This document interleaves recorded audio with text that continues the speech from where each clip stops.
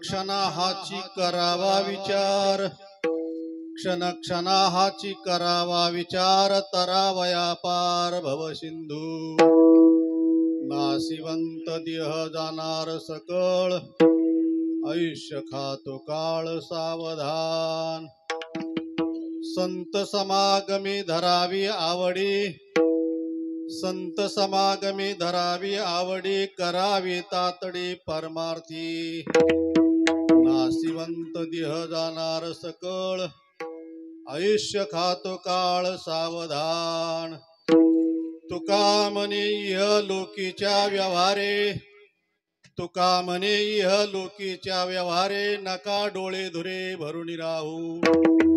नाशिवंत देह जाणार सकळ, आयुष्य खातो काळ सावधान.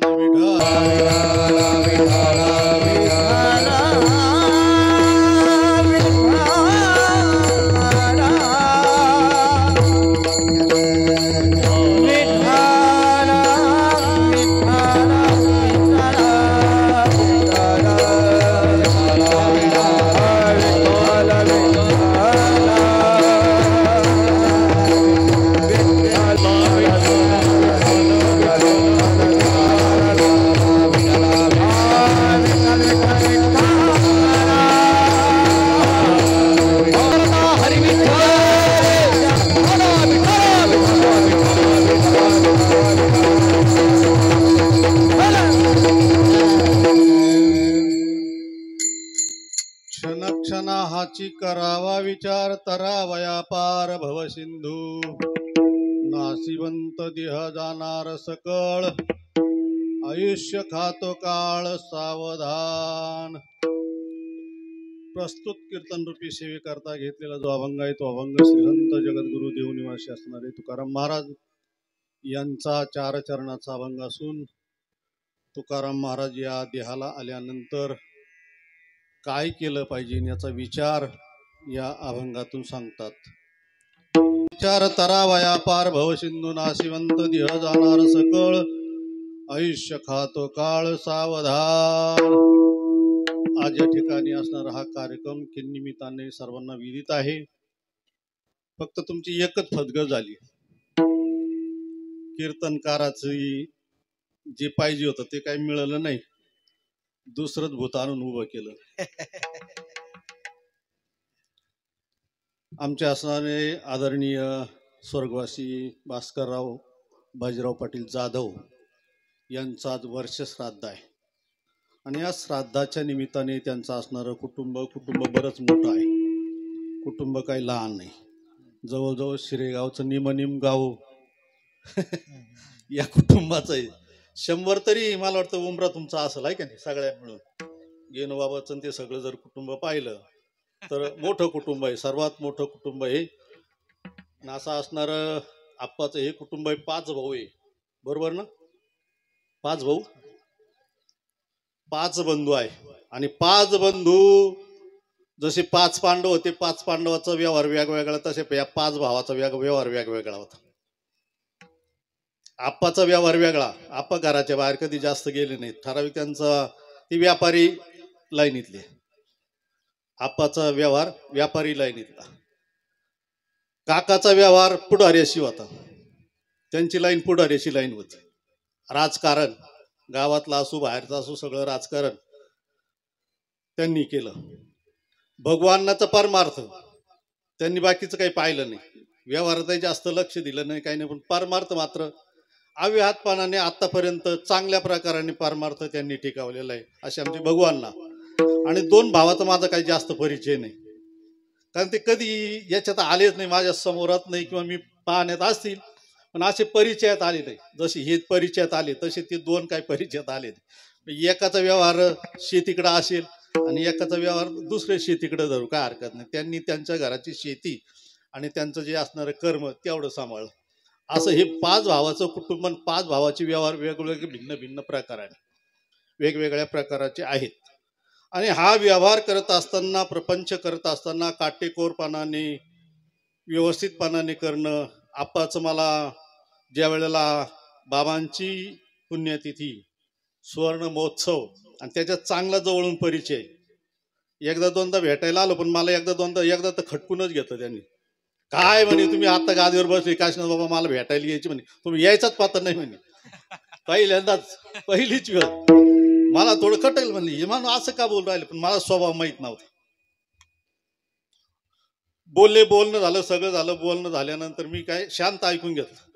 म्हणलं आपला परिचय नाही, उत्तर देणं बरोबर नाही. कदाचित बाबांचे माळकरी आहेत, बाबांचे जुने भक्त आहेत, बाबांकडून त्यांनी माळ घातलेली आहे. आणि मग बाबांचा अधिकार आणि आपला अधिकार म्हटल्यानंतर आपण फार चौथ्या स्थानावर जातो, आहे का नाही. आणि ते बाबांच्या माळकरी असल्यामुळे, बाबांचं त्यांना माळा असल्यामुळे मी काही त्यांच्या पुढे जास्त बोललो नाही.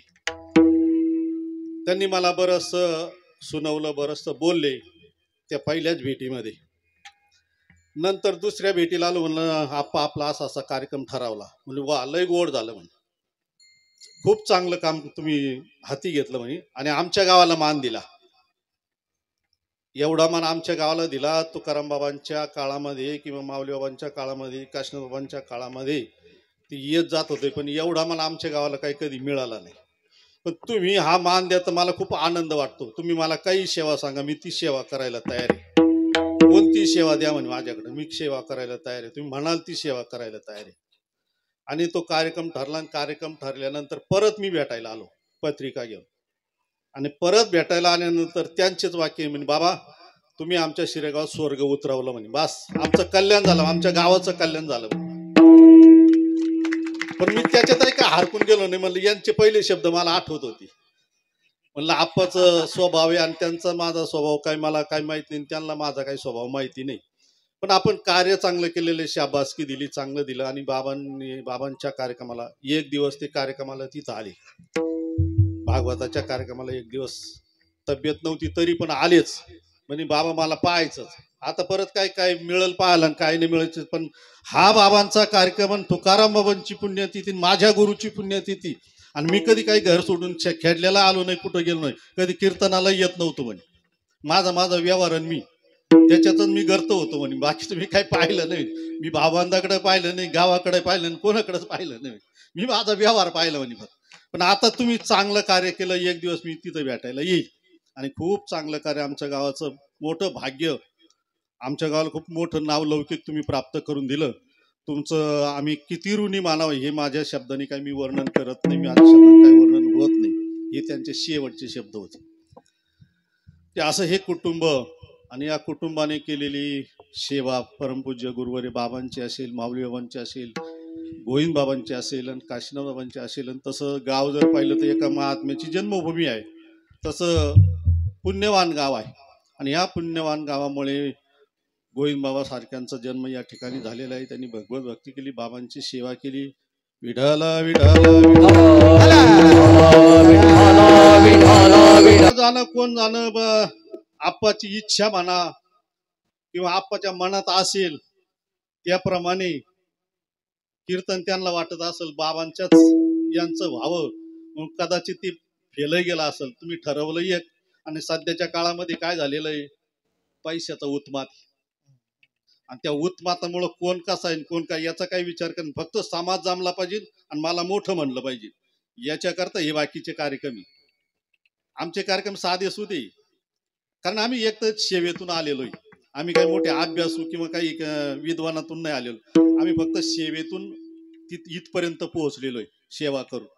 आणि म्हणून तेवढंसं मान काही जास्त राहत नाही. हे बघा, तुम्ही आजही जरी चांगलं विश्लेषण, चांगलं जर अवलोकन जर केलं तर ज्यांनी ज्ञानेश्वरी पाठ केलेली, ज्यांनी गाथा पाठ केलेला आहे, ज्यांनी भागवताचा अभ्यास केलेला आहे, पंचदशी पाठ आहे, अशाचे कीर्तन तुम्हाला कमी ऐकायला मिळेल. बहुतेक नाहीच, क्वचित त्यांचे कीर्तन जास्त होत नाही. कारण त्यांचं भागवत पाठ आहे, गाथा पाठ आहे, गीता पाठ आहे, ज्ञानेश्वरी पाठ आहे, पंचदशी पाठ आहे, पण त्यांचे कीर्तन ऐकायला मिळत नाही. आणि ज्यांच्या काहीच हरिपाठ सुद्धा अर्धवट पाठ आहे, त्यांना उत आला. बरं तर ते काय सांगत काहीच नाही हो. एखादं काहीतरी सांगतं, आईवर सांगाल, याच्यावर सांगाल, किंवा एखादा पवाडा सांगतील, एखादं गीत गातील, त्याच्यावरच लोक बोलतात. आणि त्यांची आज इतकी बाजारात चलती आहे तर खूपच चलती. पण त्याचा कितपत उपयोग आपल्याला होईल आपल्या जीवनात, त्याचं कितपत योग्य आहे, कितपत घेण्यासारखं आहे, याचा विचार राहिलेला आहे. आणि तो विचार न राहिल्यामुळे समाज पांगापांग झालेला आहे, संस्काराचा संस्कारहीन होत चाललेला आहे. आणि म्हणून ते संस्कार राहावे, हे राहावे, याच्याकरता चांगल्याचे कार्यक्रम ऐकावे, चांगल्याचे कीर्तन ठेवावे. विद्वान असो नसो, पण त्यांनी विचार त्याचे चांगले असावे, आचार त्याचा चांगला असावा. आणि आशाचा असलं तर थोडाफार परिणाम होतो. नाही तर आता तुकाराम महाराजांचा, ज्ञानेश्वर महाराजांचा याचा परिणाम लवकर लवकर होईना, तर हे धांगडधिंग्याचा कसं काय परिणाम होणार. एका महाराजाचं मी वाक्य ऐकलेलं आहे, मोठ्याचं वाक्य आहे. ज्यांनी रात्रंदिवस अभ्यास केलेला आहे, वैराग्य जपलेलं आहे, साधना केलेली आहे, आणि साधना वैराग्य सगळं जपून त्यांच्या कीर्तनाला लोक कमी येतात. आणि ज्या पावडर लावून येतात, सुगंधी द्रव्य लावून येतात, सुंदर होऊन येतात, त्यांच्याला गर्दी मावत नाही. मग जर तुम्हाला उद्धार व्हावा असं वाटत असेल, तर या पावडरी लावणाऱ्याचे यांचे तोवडं पाहून तुम्हाला उद्धार होईल का त्यांचा? जे नटून थटून येतात, जे नटतात थटतात, यांचे तोंड पाहून तुमचा उद्धार होईल का? लोक त्यांच्या कीर्तनाला येत नाही, त्यांना पाहायला येतात. गर्दी त्यांच्या कीर्तनाला नाही, त्यांना पाहायला. एक जण सांगितलं, ते असं कीर्तन केलं का नख सुद्धा दिसत नव्हतं. म्हणजे तू नख पाहायला आला होता का कीर्तन ऐकायला आला होता? काय वर्णन करतात त्या कीर्तनकाराचं, त्या काय काय लोक काय कसं वर्णन करतील काय सांगता येत नाही. आणि ज्यांनी गाथा गीता पाठ केलेली यांना मान देत नाही, त्यांना कोणी बोलवतच नाही. बरं, ते काही जास्त पैसे घेत नाही, द्याल तेवढे द्रव्यात ते समाधानी, कारण त्यांनी गीता पाठ केलेली, गाथा पाठ केलेला, आणि त्याच्यातलं त्यांनी अवलोकन केले. तेव्हा त्यांना पैशाचा मोह नाही, पैशा मागे ते पळत नाही. तुम्ही द्याल तेवढे घ्याल आणि गपचूप निघून जाणार. यांना तुम्ही कबूल करा, हे करा, तरी त्यांना भरोसा वाटत नाही. आधी खात्यावर जमा करून द्या, मग पाहू. आधी जमा करून घेतात, काही जमा करून घेतात, आणि त्याच्यातही बिदागिरी वाढल्यावर ते म्हणतात माझं असं झालं, मी काही येऊ शकत नाही, तुम्ही कोणतरी दुसरा पाहून घ्या. मग ते तुमचे जमा झाले, तुमची परत पाठवून देतो. 50चे 55 मिळाले, 60 मिळाले का ते 50ला देतात, थर्ड 5 वाढून मिळाले ना, आणि जवळ मिळाले, आणि कार्यक्रमात कार्यक्रम डबल. जेवढे कीर्तन यांचे डबलच कार्यक्रम आहे बरं का. खेळलेला झाला का सोनाईला, सोनं झाला का शिरेगावला, असे लागूनच कार्यक्रम राहतात. आणि एका डिझेलच्या खर्चामध्ये 3 हाणायचे 40-40 हजारात. विढाला विढाला जर कळत नाही परमार्थ काय आणि पैसा काय आणि कशा करता आपण करतो हे त्यांना कळत नाही, तर तुम्हाला काय कळून देणार आहे? त्यांना त्यांचा प्रपंच कळणं, त्यांना त्यांचा व्यवहार कळणं, त्यांना त्यांचा परमार्थ करणं. आपण हे करतो कोणा करता, हे जमवतो कोणा करता, आणि जमून किती जमवायचंय, किती याच्यात आपण उपभोग घेणार आहे, याचा गणित आहे का? याचं गणितच नाही. आणि याचं गणित ज्याच्याकडे नाही त्यांचं तुम्हाला काय पटणार आहे, त्यांचं तुम्हाला ते काय सांगणार आहे? तुमच्या जीवनामध्ये किती उतरून देणार आहे? ते तसे झिरोवर आहे, तसे तुम्ही तर झिरोवरच राहणार. म्हणून आशाचं ऐकून आणि आशाचं करून काही उपयोग होत नाही. एखादा महात्मा असेल, साधक असेल, साधना करत असेल, त्याचा एक शब्द जरी आपल्या जीवनामध्ये उतरला, एक शब्दाचा जरी आपल्यावर परिणाम झाला, तरी आपल्या जीवनाचं कल्याण झाल्याशिवाय राहणार. म्हणून हा विचार जो आहे, हा विचार सांगत असताना संत महात्म्यांनी हाच विचार तुम्हाला आम्हाला सांगितलेला आहे. अभंगाच्या द्वारे, ओव्यांच्या द्वारे, याच्याद्वारे हे सगळे विचार जे सांगितलेले, याचा विचार करा म्हणून सांगतात. आणि तो प्रत्येक क्षणाला विचार सांगितलेला आहे. आता क्षणाचा विचार जर म्हटलं तर क्षणाचे अनेक प्रमाणात अर्थ होतात. क्षण जर म्हटल्यानंतर व्यावहारिक क्षण वेगळा आहे, पारमार्थिक क्षण वेगळा आहे, क्षणाचा विचार वेगळा आहे. क्षणोक्षणा नाही बरं का, क्षणक्षणा, प्रत्येक क्षणाचा, क्षणी जरी म्हटलं तरी अर्थ बदलतो. क्षण एकच आहे, अनेक नाही. एका क्षणाचा विचार सांगितलेला आहे. क्षणोक्षणी म्हटलं का अनेक वचन आलं त्याच्यात, दुसऱ्या ह्याच्यात. या क्षणाने प्रत्येक क्षणाचा विचार आहे. प्रत्येक क्षण म्हणजे कोणता? व्यवहारातला क्षण या ठिकाणी यायचा नाही. मग या ठिकाणी व्यवहारातला क्षण न घेताना पारमार्थिक क्षण कोणता आहे? का या 84 लक्ष योनी आहेत, आणि या 84 लक्ष योनीपैकी हा क्षण एक मनुष्य जन्म प्राप्त झाला, आणि या मनुष्य देहाचा प्राप्त झालेला देह आहे, हाच खरा क्षण आहे. आणि या क्षणाचा विचार म्हणजे या देहाचा विचार, या मनुष्यत्वाचा विचार, आणि याचा विचार जर झाला तर तुमचे पुढचे जन्म नष्ट होतील, किंवा ती येणार नाही. आणि जर या क्षणाचा विचार नाही झाला तर 84 क्षण भोगावे लागतील, 84 लक्ष योनी भोगावे लागतील, ते 84 लक्ष क्षण भोगावे लागतील. म्हणून ते क्षण भोगायला मिळू नये, ते प्राप्त होऊ नये, त्याच्याकरता हा मनुष्य योनी हा एक क्षण तुम्हाला प्राप्त झालेला आहे, जीवन तुम्हाला प्राप्त झालेलं आहे, मनुष्य देह प्राप्त झालेला आहे. या देहाचा विचार करा. आणि या देहाचा विचार जर तुम्ही केला तर तरावया पार भवशिंदू, हे जन्म मरण रूपी भव सिंधू आहे. पुनरपि जननम पुनरपि मरणम पुनरपि जननी जगदीशयनम ये संसारे खलदुस्तारी. हा जो व्यवहार आहे, हा व्यवहार नष्ट करायचा जर असेल तो नष्ट करण्याकरता हाच एक जन्म आहे, हाच एक क्षण आहे. मनुष्यत्व एवढाच आहे. याच्यानंतर कुठल्याही जन्मामध्ये कुठल्याही योनीमध्ये तुम्हाला त्याचा विचार करता येणार नाही, त्याचा विचार सांगितलेला नाही, त्याचा विचार करण्याचा अधिकार सुद्धा नाही. फक्त एकच आहे, तो क्षण म्हणजे हा मनुष्य योनी. आणि या मनुष्य योनीला प्राप्त झाल्यानंतर त्याचा विचार तुकाराम महाराज या अभंगाच्या क्षणोक्षणाची करावा विचार, क्षण क्षणाची करावा विचार, क्षण क्षणाची करावा विचार, क्षण क्षणाची करावा विचार, क्षण क्षणाची करावा विचार, क्षण क्षणाची करावा विचार, क्षण क्षणाची करावा विचार, करावा विचार, क्षण क्षणाची करावा विचार, क्षण क्षणाची करावा विचार, क्षण क्षणाची करावा विचार, क्षण क्षणाची करावा विचार,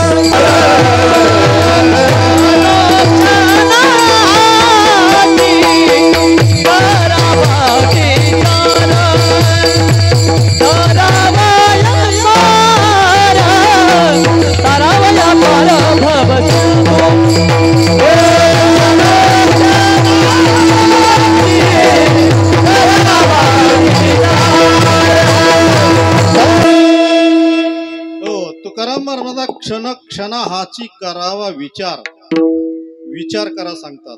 लोक विचार काय एवढं लवकर करायचा, अजून आमचं तरुणपण आहे, म्हातारपणला विचार करू, एवढा लवकर विचार करायचा काय काम आहे. पण म्हातारपण येईलच एकाशावरून. तुम्हाला कसं काही बॉन्ड लिहून दिलं का तुम्हाला म्हातारपण येणार आहे, एवढं वर्ष तुम्हाला आयुष्य, एवढं वर्ष तुम्ही जगणार आहे, हे तर काही लिहून दिलेलं नाही. तुम्हाला माहित नाही किती वर्ष जगणार आहे. आणि म्हणून तो विचार करत असताना या क्षणाचा विचार अगोदर करा, बाकीचा विचार नंतर करा.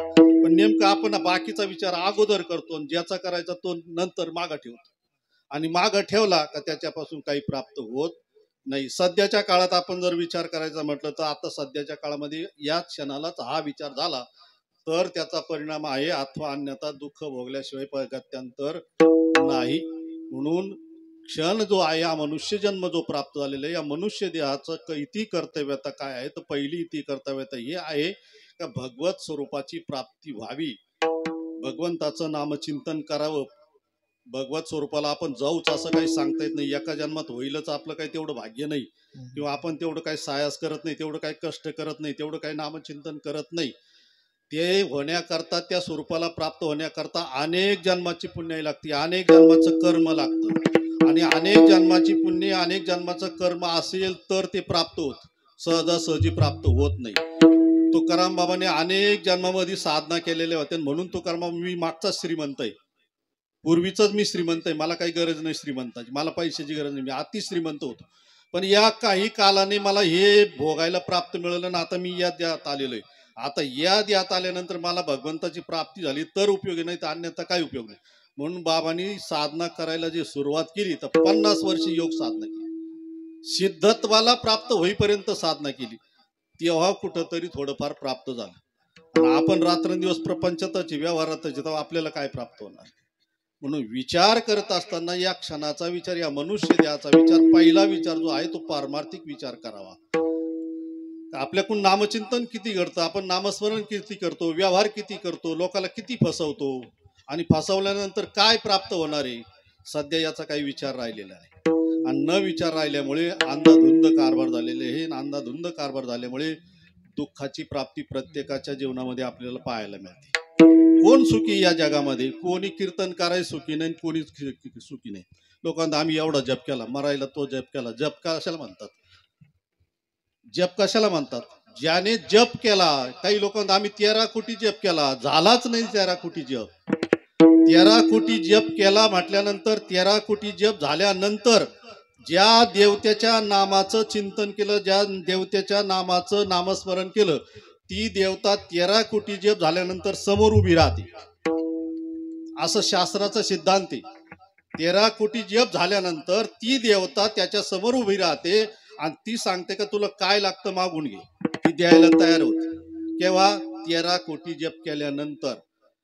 आणि 13 कोटी जप झाल्यानंतर ती देवता उभी राहिल्यानंतर ज्याने 13 कोटी जप केला त्याला मागण्याची इच्छाच राहत नाही, तो काहीच मागत नाही. आता आपला जर व्यवहार पाहिला 13 कोटीवाल्याचा आणि 14 कोटीवाल्याचा जर व्यवहार पाहिला, रात्रंदिवस ती, आता काही नवीन यंत्र निघालं, बोटात आटकून द्यायचं, बोलायचंय काम चालून, यंत्र दाबायचंय काम चालून, आहे की नाही, दोन्ही कामं चालतात. काहीचे माळ राहतात, आता माळ तर जवळजवळ गेलीत, माळ कोणी ठेवत नाही. आता पूर्वीच्या काळामध्ये गोमुखी राहायची, त्या गोमुखीमध्ये माळ राहायची, एक हात त्या गोमुखीमध्ये जपायचं राहायचं. आता ते यंत्र आल्यामुळे गोमुखी बंद झाली, कारण गोमुखीत काय व्हायचं, किती माळा जपले हे ध्यानात राहत नव्हत्या, ध्यानात राहत नव्हत्या, किती चाणक होती, एखादी माळ चुकायचीच किंवा एखादी वाढवायची. आता ती यंत्र आलं, बटन दाबायचं, ती काउंट करत, दाबलं का काउंट होतं, दाबलं काउंट होतं, मग त्याला कळतं की एवढा जप झाला. म्हणजे जप करणाराला सुद्धा जप किती झाला कळत नाही. विठाला यंत्राने काउंट केलं आणि ती यंत्र काही एखाद्याला शेल उतरला का ती कमी जास्त करतं, ती शेलवर चालतं ना, त्याला पावर मिळाला तर ती योग्य करतं, अन्यथा ते सुद्धा चुकत. पावर कमी पडला का ते चुकून जातं. पण ते पावर कमी झाला का ते यंत्र काय करतं, एकाचे 2 लिहित, नाही तर 2चे डाऊनच 0 करून टाकलं. आणि मग हे पाहिलं का तो एवढा जप झाला, तो केला जप, तो केला, आणि ती यंत्र सांगत तुला एवढा जप झाला. हा खरा जप आहे का, हा खरा जप नाही. जप कधी मोजायचा नसतो, मोजून जप होत नसतो, मोजमाप, जपाचं मोजमाप होत नाही. आणि ज्याने जपाचं मोजमाप करून जप जर केला तर त्या जप झालाच नाही. याला उदाहरण जर द्यायचं ठरलं 13 कोटीचं, तर रामदास स्वामीचं भव्य उदाहरण. 13 कोटी जप झाला, रामदास स्वामीचं उदाहरण. कसा झाला, रामदास स्वामीने 13 कोटी जप रामाचा केला, रामाचा जप 13 कोटी झाल्यानंतर रामाने दर्शन दिलं, आणि दर्शन दिल्यानंतर काहीच राहिलं नाही, जवळ काहीच राहिलं नाही, मागायचं राहिलं नाही, कायच राहिलं नाही. एवढं त्याचा परिणाम होतो. देवाने कृपा केल्यानंतर, देव दिसल्यानंतर त्याच्याकडं काहीच नाही, तो त्याच्या स्वरूपाला प्राप्त होतो. आणि स्वरूपाला प्राप्त झाला कशावरून ओळखायचं, ज्या वेळेला रामदास स्वामी एका घरी भिक्षा मागण्याकरता सकाळी लवकर गेले, लवकर गेल्यामुळे ती बाई पोचारा करत होती. आता पोचाराही कळणार नाही, नवीन आयला पोचारा नाही कळणार, जुन्या पद्धतीला तो पोचारा, सुती कापडाचा पोचारा, आणि तो सकाळी सकाळी करायचा, त्याच्यात शेण माती काढून आणि तो करत असत. ती करत होती, एवढं त्यांनी आलं, पुकारल्यानंतर त्या बाईला आला राग. राग आल्याबरोबर तिनं म्हणली, जोगड्याला काही काम न धंदा, सकाळी उठले का चालले भिका मागायला. आणि त्या रागात तिनं तो पोचारा फेकून मारला. बोलला रामदास स्वामी. रामदास स्वामीला पोचारा फेकून मारला. रामदास स्वामीनं लगेच उचलन जोळीमध्ये टाकला. भिक्षा आहे ती, राग राग देऊ नाही तर प्रसन्नतेने देऊ.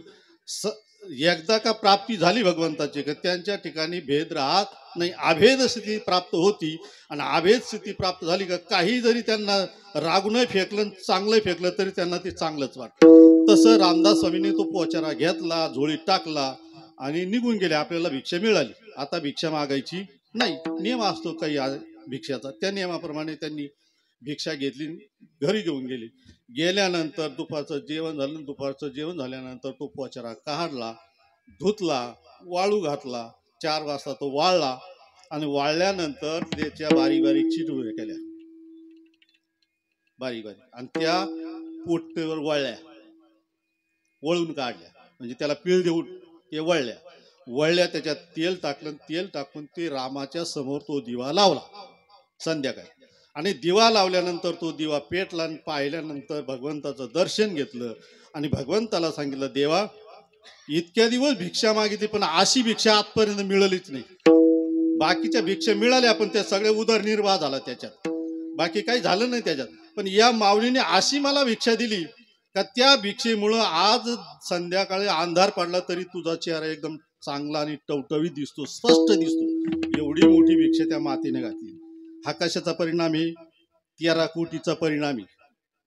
आपण 4 धाम करतो, सप्तपुर्या करतो, अष्टविनायक करतो, कोणताही देव आपण सोडला नाही. पण घरी आल्यावर थोडंफार कमी जास्त झाला का सुरूच झाला लगेच. एखाद्याने जरी 4 वेळा विचारलं, का कोणते तीर्थाला गेले ते, का कोणते तीर्थाले, तीर्थ ध्यानात राहत नाही. 4 तीर्थ झाले का 5वं तीर्थ विसरून जातं मागचं. यात्रेवाल्याला विचारा तुम्ही, 15 दिवशी यात्रा आहे की नाही, आणि ती विसरते म्हणून बरं आहे, म्हणून आमचे धंदे चालत आहे ना. ते जर म्हणून 4 वेळा यात्रेला न्यावं लागत. यात्रा ध्यानातच राहत नाही, कोणत्या देवाचं दर्शन घेत आणि कोणता देव आपण पाहिला काही ध्यानात राहत नाही. यात्रा गेली, यात्रा घरी आली, हा प्रपंचाच्या नादी लागला का ती यात्रा झालेली कोणत्या ठिकाणही ध्यानात राहत नाही. कोणत्या गावून कोणत्या गावाला गेलो, कुठं उतरलो, कुणीकडे देवाचं तोंड होतं, दक्षिणेला होतं का पूर्वेला होतं का पश्चिमेला होतं, काही ध्यानात राहत. फक्त यात्रा झाल्याचं समाधान मात्र जीवनामध्ये राहतं. ते समाधान व्यक्त करण्याकरता मग सगळ्या यात्रा झाल्या का मावंद्याचा कार्यक्रम करतो. आता मावंद याचा शब्दार्थ जर आपण पाहिलं तर मावद म्हणजे मी केलेलं सांगू नको. त्याचा शब्द असं आहे का, मावंद म्हणजे मी केलेलं कर्म जे आहे, चांगलं कर्म आहे ते सांगू नको. पण नेमकं सांगण्याकरताच हा उठा ठेव राहतो. सगळ्या पाहुण्याला आमंत्रण, पत्रिका छापणं, कीर्तनकार चांगल्यातला चांगला, मोठ्यातला मोठा, पैशातला पैसा जास्त घेणारा, जेणेकरून लोक समाज आला पाहिजे. आणि मग त्यांनी ती आप करणं, त्यांनी ते नाव घेणं, त्यांनी सांगितलं, त्याने ते तीर्थयाचं वर्णन करणं. यांनी नका का तीर्थयात्रा केलेला राही ना, पण निदान यांनी केलं म्हणून वर्णन करतो. आणि ते वर्णन केलं की याला बरं वाटतं पाहुण्यामध्ये. सध्याच्या काळामध्ये वर्णनावर जास्त आमचा त्याचा विरोध. म्हणून मी आता एवढे मंडळ येले ना, गुणवान सगळे, विद्वान गुणवान, टाळकरी तांदळे बाबा, आम्ही नाव कोणाचंच घेत नाही. कारण का, एकच घेत आणि एखादं राहिलं का आम्हाला तो दोष लागतो ना, दोष लागतो. कदाचित एखाद्याचं वर्णन करता करता तो त्या वर्णनात बसला न बसला त्याचा दोष आमच्याकडे लागतो. कारण वर्णन करायचं असलं ना तर वर्णन कधीही सध्याच्या कलियुगामध्ये वर्णन जे होतं ते वर्णन सगळं विरोध वर्णन राहत. त्याच्या कृतीच्या विरोध, त्याला समाधान वाटेल, त्याला चांगलं वाटेल. मग तो कसा का दारू पिणारा का असं ना, गटारात लोळणारा का असं ना, पण भाऊ लई चांगले होते. मग भावना चोऱ्या जरी केल्या तरी भाऊ लई चांगले होते एवढं म्हटलं का मग लोकांना समाधान वाटतं, त्यालाही समाधान वाटतं. त्याच्या भाऊ चांगला नको, बाई चांगली नको. आपलं आपलं भगवंताचं कीर्तन प्रवचन करावं, कोणाचं नाव नको, सगळ्याला जे आहे. आणि ही सध्याच्या परिस्थिती असल्यामुळे काळामध्ये सगळं वर्णनावर चाललं. वर्णन झालं तर बरं वाटतं, अन्यथा बरं वाटत नाही. म्हणून वर्णन जास्त करू नये. कोणी जरी असेल तर वर्णन जास्त करून वर्णन त्याचंच करावं. एखादा महात्मा असेल, भगवत भक्त असेल तर त्याचं वर्णन त्याच्या पश्चात करावं, त्याच्या समोर वर्णन करू नये. तसं वर्णन तर कोणी कोणाच्या समोर करूच नाही. तो गेल्यानंतर त्याचं किती वर्णन केलं तरी ते योग्य ठरतं. मग ते चुकीचं जरी असेल तर तो ज्या वेळेला या देहाचं शरीर देह सोडला आणि देह सोडून तो जर गेला का त्याचं वर्णन चुकीचं जरी केलं तरी ते चांगलंच राहत. स्तुती अथवा निंदा करावी देवाची, करावी देवाने, स्तुती अथवा निंदा करावी देवाची, करावी देवाने, येर मानवाची करुण ये, येर मानवाची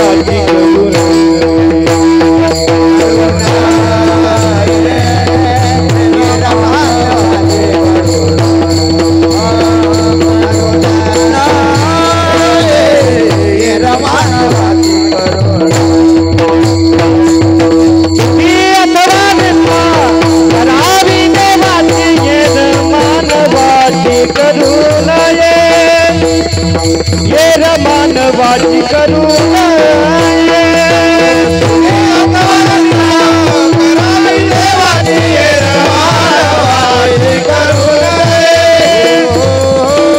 मानवाची करुण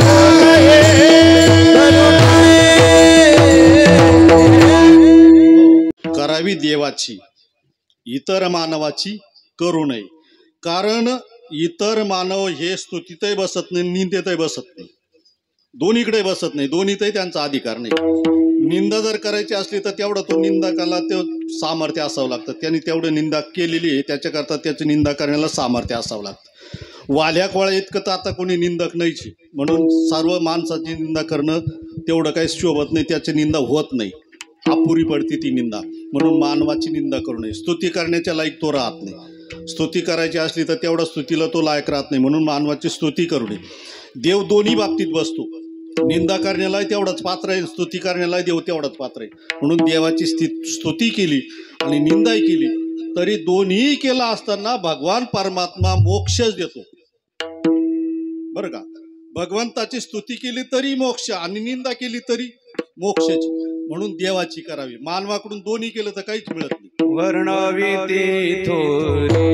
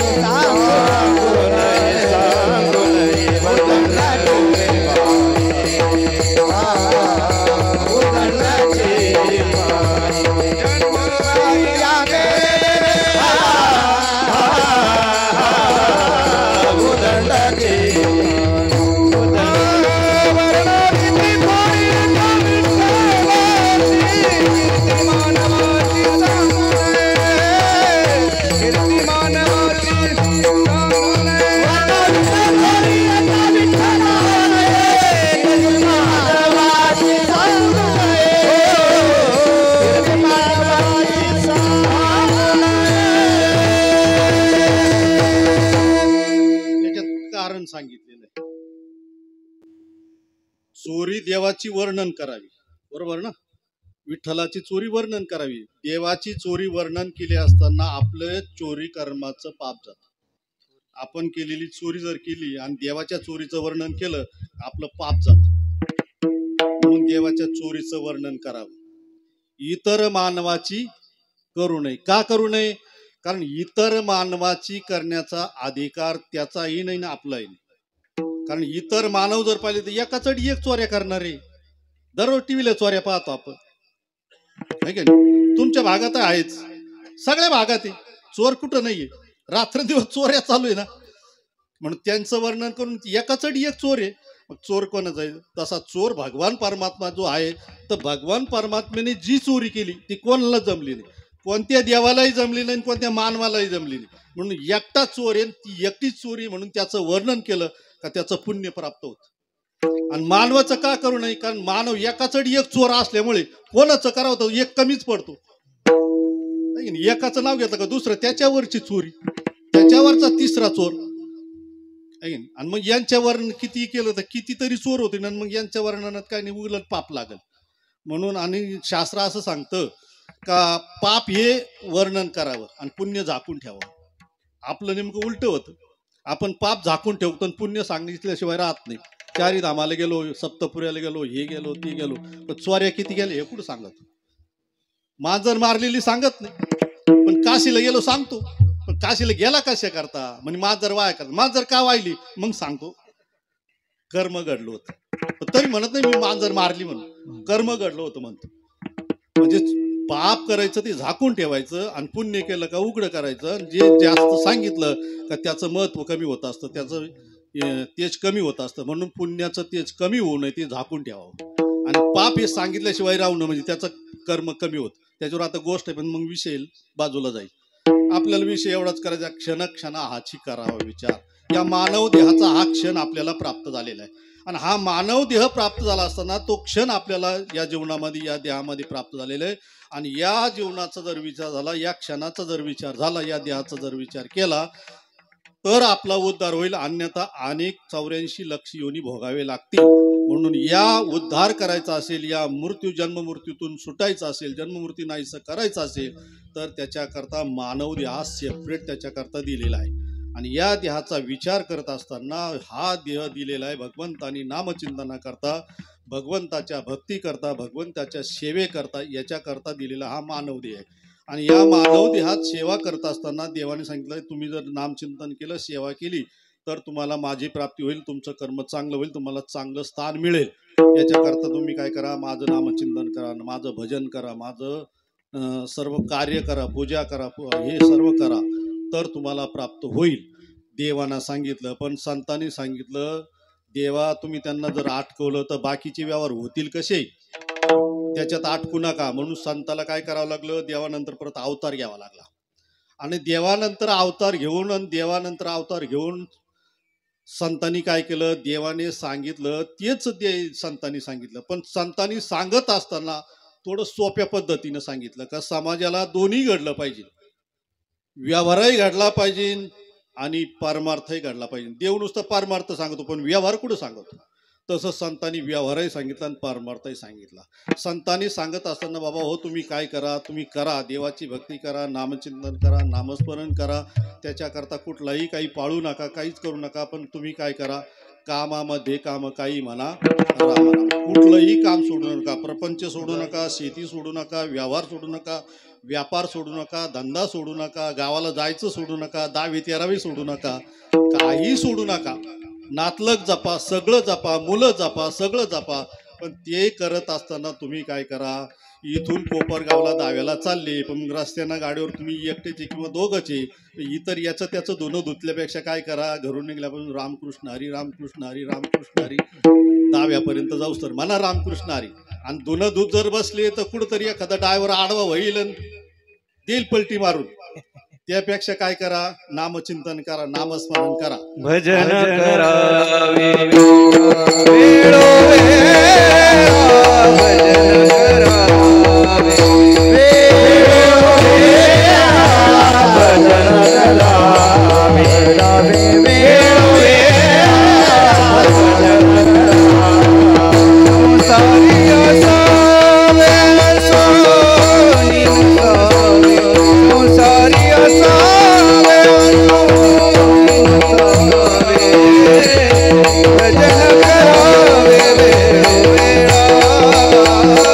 भजन करावे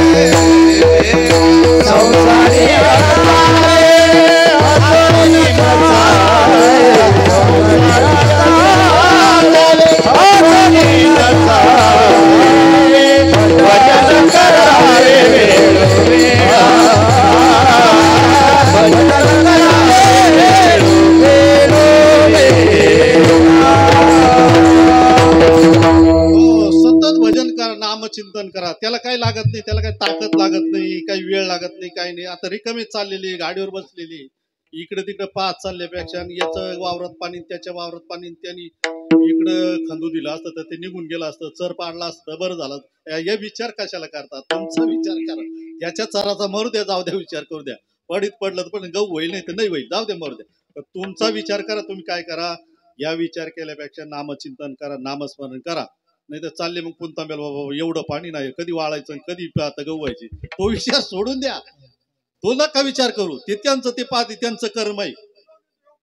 हा, पुजोनी देव पाहिजे, पेरोनी हो असते ती. हे करा, हे महत्वाचं आहे. आणि हे जर केलं तर कदाचित एखादा ड्रायव्हर आडवाय झाला तर तो कुठतरी आटकळून तिकडं पडल, पण इकडं तुमच्याकडे पडणार नाही. तो दुसऱ्या साईडला पडल. कशाने? नामचिंतनाने, नामस्मरणाने. कारण भगवंताला रक्षण करायचंय. नामधारकाचं भगवान रक्षण करत असतो. म्हणून नामधारक जर झालं, नामधारक झाल्यानंतर देवाला त्याची काळजी राहते, देव त्याचं सर्वस्व करतो. आणि म्हणून देव काय करेल, त्या वेळेला ती गाडी इकडं पलटी व्हायची तिकडं होईल. मागे पुढे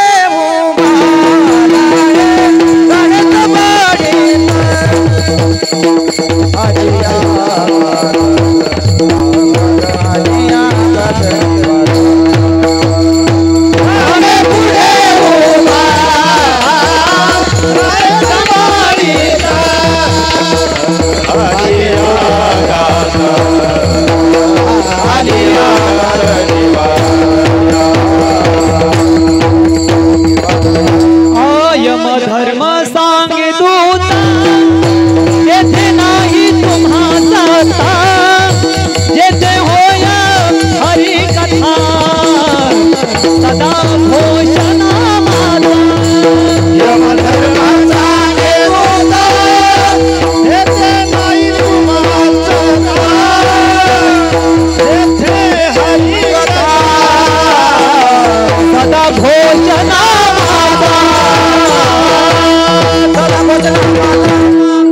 हो, विचार कारणात येत नाही, विचारात येत नाही. प्रमाण सतत चालू आहे, रोज वेगवेगळे प्रमाण पाठ आहे, ऐकायला मिळतात, पण तिथं जात नाही ना तिथपर्यंत.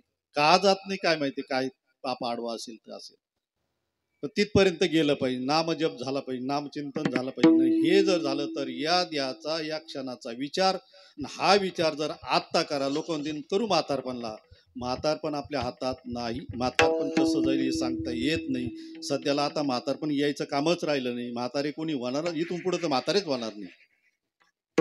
इथून पुढे म्हातारे होणार नाही, म्हातारपण आठवणार नाही. हे सगळं तरुणपणातच देव भोगून घेऊ राहिला. हे गुडघे दुखणं, कंबर दुखणं, गॅप पडणं, शिर चॉकअप होणं, लिगामेंट तुटणं, काय काय वेगवेगळे नावं दिले. आणि त्या वेगवेगळ्या नावाला लोक बोलवायला लागले. आणि बोलवायचं असेल तर त्या बोलावणार त्या मापाचा लागतो. कोणाला नाही बोलावता येत आहे ना. कोरोनाने किती लोकांना बोलवलं, किती लोकांचे दवाखाने मोठमोठे झाले. 4-4 मजली दवाखाने एकाचे झाले. ज्याला काहीच नव्हतं त्याला सुद्धा, ज्याने व्याजाने दवाखाना भाड्याने गेला होता त्याचं भाडंही गेलं, व्याजही गेलं, आणि त्याने 4 मजली चढवली. देव कोणाला श्रीमंत करील आणि कशाने करील काही सांगता येत नाही. देव कोणाला केव्हा श्रीमंत करील, कशाने करील काही सांगता येत नाही. म्हणून देवाच्या हातात हे सगळं. म्हणून त्याचं चिंतन करा, त्याचं नामस्मरण करा. आणि ते जर केलं तर मग या देहाला आल्यानंतर हा जो देह मिळालेला आहे, पुढचा देह मिळू नये, दुसरा जन्म प्राप्त होऊ नये, याच देहात भगवंताची प्राप्ती व्हावी, भगवंताची सेवा घडावी. म्हणून तुकाराम महाराज म्हणतात, क्षण क्षण हाची करा विचार, तरावया पार भवसिंधू. भवसिंधू म्हणजे या जन्म मृत्यू रूपी हा सागर जो आहे, या सागरातून तरुण जायचा असेल तर तो विचार करा.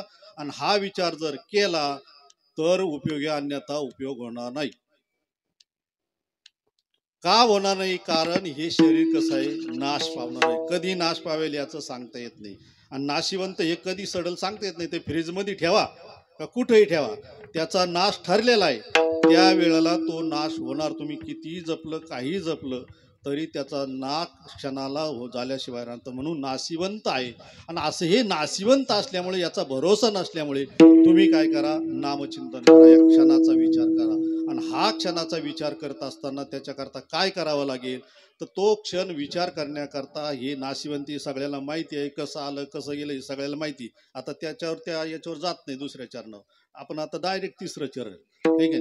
तर हा विचार करता करता हे करता करता त्याच्याकरता विचार कुठं सापडेल, कोणाकडे मिळेल, तर मग तो विचार सापडण्याकरता, विचार मिळण्याकरता तुम्हाला जावं लागेल कोणाकडं, ज्या देवाच्या बरोबर युगानुयुग त्यांनी कार्य केलेलं आहे, राहिलेले आहे, त्यांनी पाहिलेलं आहे, अशाच्या ठिकाणी जावं लागेल. त्यांचे अनुभव आहे आणि त्या अनुभवयुक्त साधकाच्या ठिकाणी जर गेलं तर तुम्हाला मिळेल, अन्यथा तुम्हाला ते मिळणार नाही. म्हणून त्यांच्याकडे जा तृतीय चरण. संत समागमे संत समागमे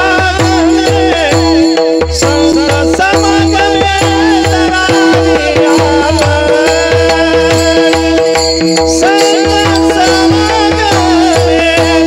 संत समागमे संत समागमे धरावी आवे ओ संत समागमे संत समागमे संत समागमे धरावी आवे करावी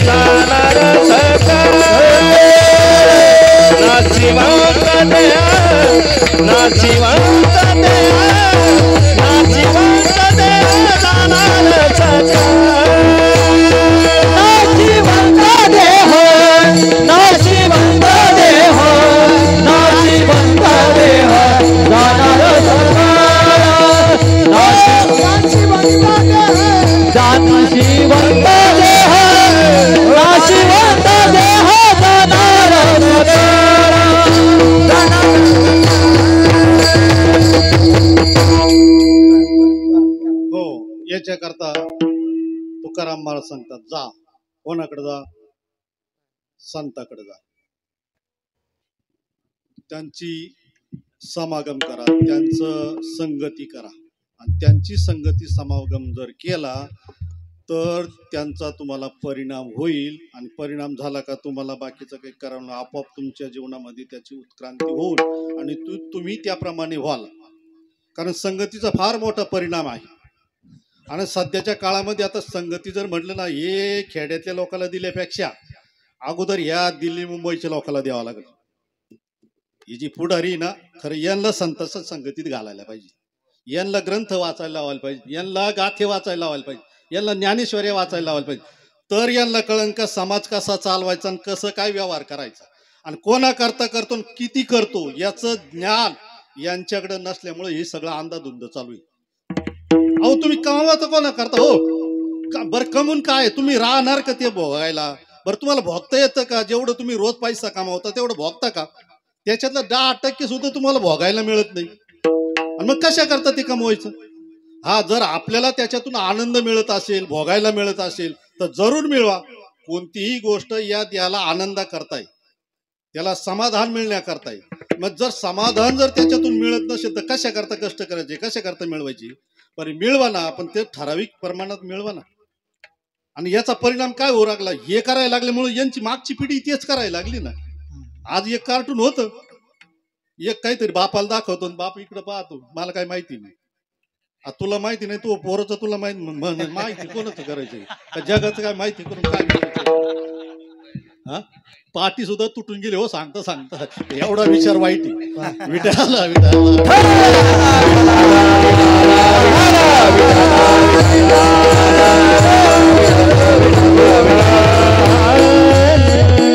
किती खावं कोणाचं खावं कसं खावं काही त्याला ज्ञानच राहिलं नाही. त्याच्यामुळे प्रजा सुद्धा मला तरी वाटतं काही थोड्या दिवसातच कीर्तनकारांना सगळं सांगावं, नेपाळ सारखे जोडूनच काढले पाहिजे. हो, परिस्थिती तशी आलेली. अहो समाजाला काही मिळालं ना. ज्याचं आता हे मराठवाड्यात नुकसानी झालेलं आहे, बरोबर आहे की नाही? खरं नुकसानी त्यांच्या झालेलं आहे, पण त्यांना किती आहे?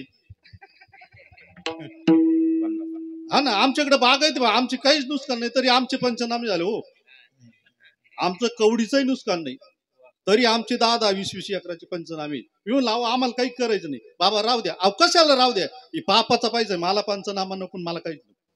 पण त्या आम्ही याच्यातले म्हणून म्हणतो, बाकीचे कसं काय म्हणते बाकी आज डबल लाव. हो, म्हणजे शेत याचं 1 एकराचं सोयाबीन आहे आणि 10 एकराचा फोटो काढून पाठवतो दुसऱ्याच्या 10 एकर.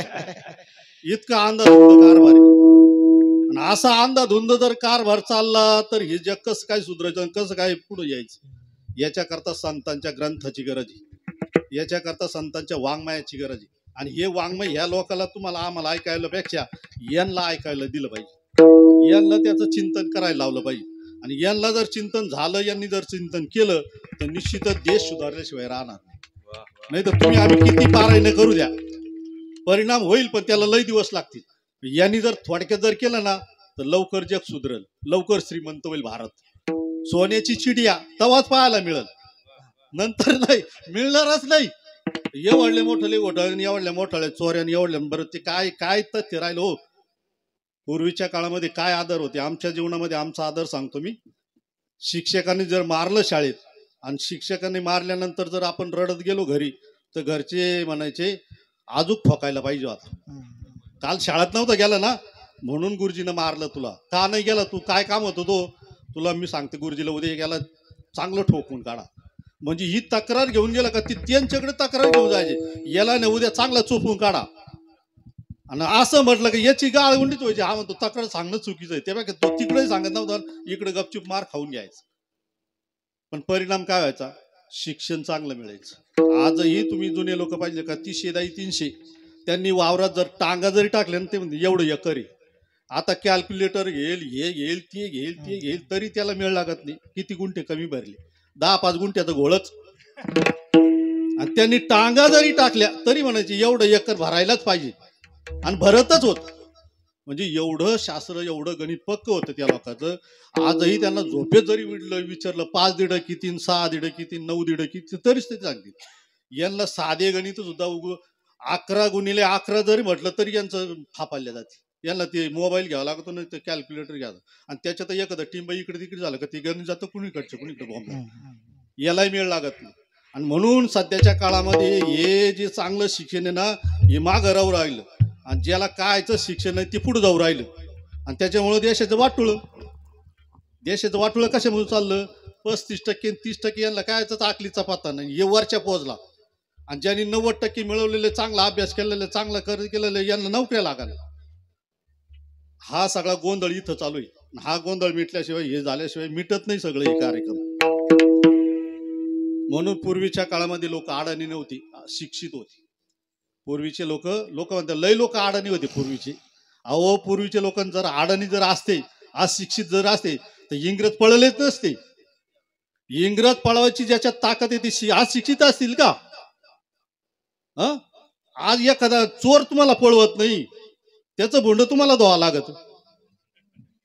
पैसा असून त्याचं भुंड तुम्हाला धुवा लागत. आणि त्यांनी इंग्रजाला पळवलेले ते अशिक्षित, आणि तुम्ही यांचे चोराचे भोंडीत होता हे तुम्ही शिक्षित. इतका उलटा न्याय चालू आहे, इतका उलटा व्यवहार चालू आहे. हा कलियुगाचा अंताचा काल आहे. याने कलियुगाचा लवकरात लवकर अंत जवळ येत चाललेला आहे. हे जे घडतं ना हे सगळं कलियुगाच्या अंताचं लक्षण आहे. आणि हे लक्षण होण्याकरता हे जाऊ नये म्हणून तुकाराम महाराज म्हणतात संत समागमे धरावी आवडी. नाहीतर मग संत समागम बऱ्याच लोकांचा चालू आहे, संत समागम लोकांचा बराच चालू आहे. आणि हे संत समागमामध्ये जे जास्त मोठले हे संत समागमामध्ये आले तर संत समागमाचं वाटोळं झाल्याशिवाय राहत नाही. एखाद्या देवस्थानात घुसले का त्याचं वाटोळं केल्याशिवाय राहत नाही. यांना घुसवल्यापेक्षा एखादा महात्मा घुसवा, तो कल्याण करील त्या संस्थांचं, त्या देशाचं, त्या गावाचं कल्याण करील. हे घुसले का हे वाटोळच, कारण यांना सवय लागल्या ना रात्रंदिवस चोऱ्या करायच्या.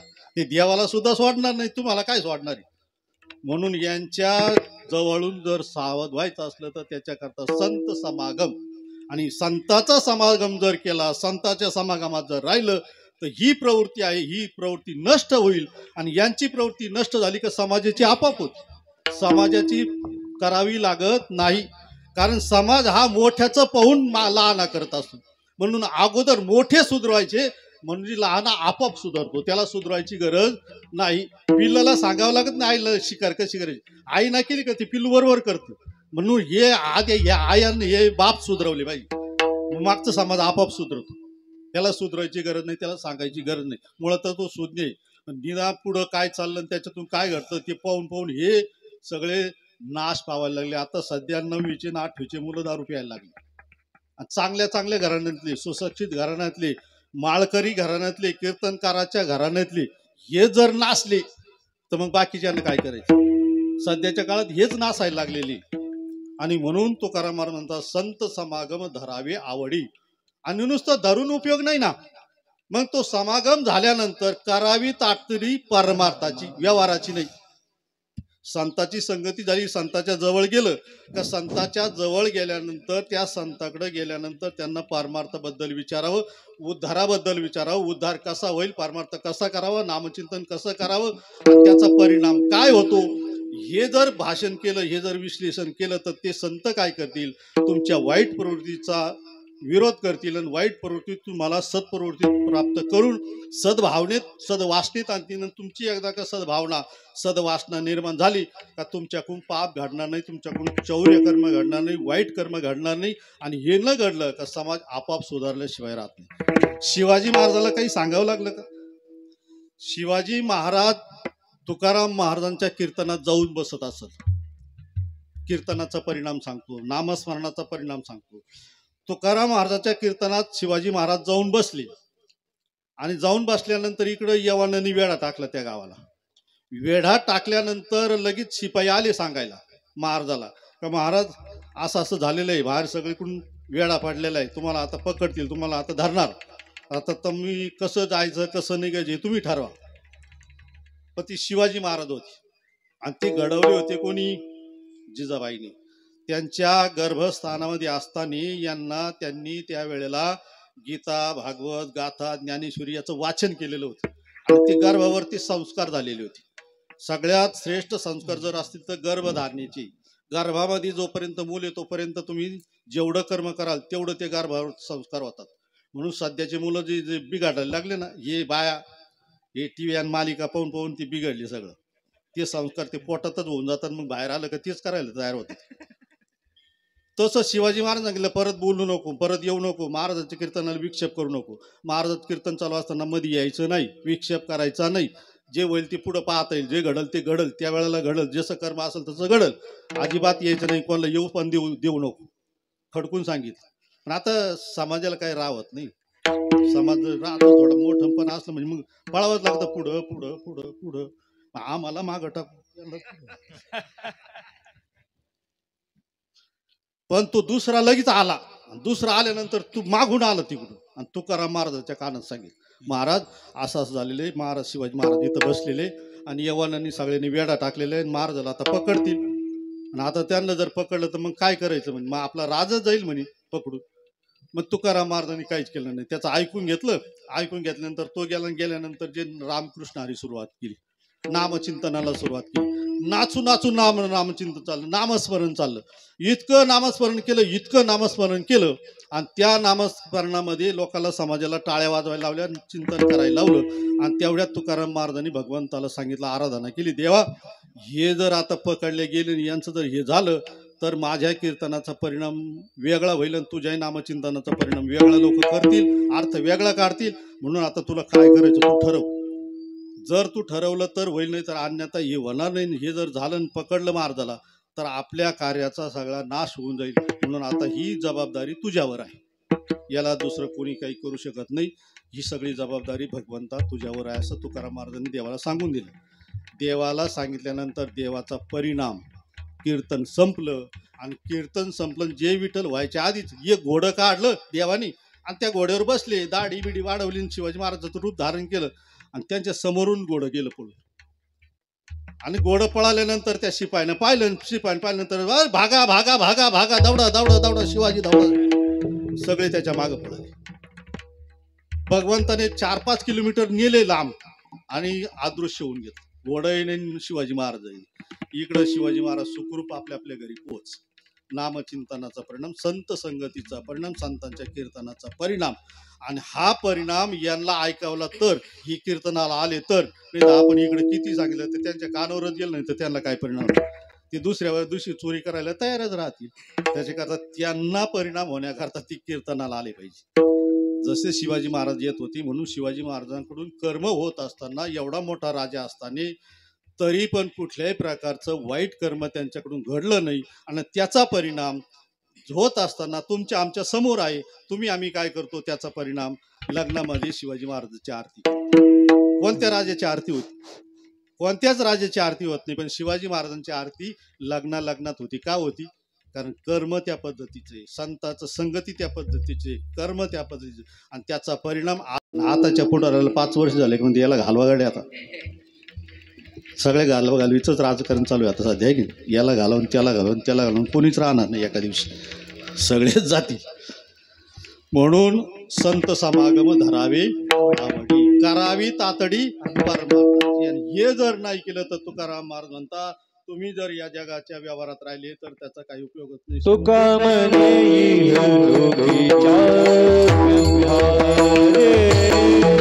तुका म्हणे